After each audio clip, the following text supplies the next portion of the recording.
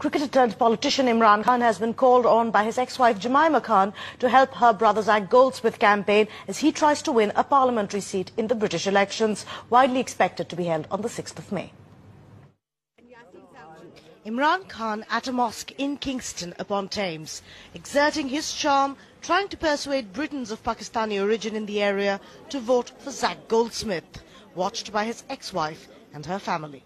35-year-old Zach, the Tory candidate for the constituency of Richmond Park, heir to billionaire Jewish financier Sir James Goldsmith, is part of the Conservative Party leader David Cameron's inner circle.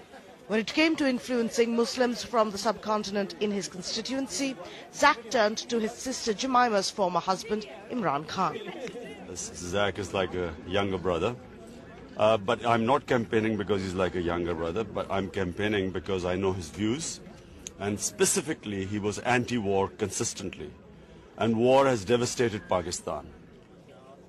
It's clearly been a very amicable divorce, with Jemima's brother heaping words of praise on his brother-in-law. Because Imran is one of the only politicians in the world who I know who is not corruptible. That's a very rare thing in politics, not just in Pakistan, but in almost every country. So for me, this man is a hero, not just because of his cricket, but because of his political integrity. There was no dearth of star power. Proud sister Jemima stood by throughout, attracting a stream of admirers.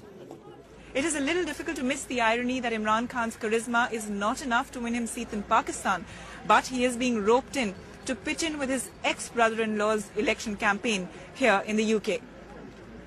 In Kingston, Swati Maheshwari, NDTV. Cuba.com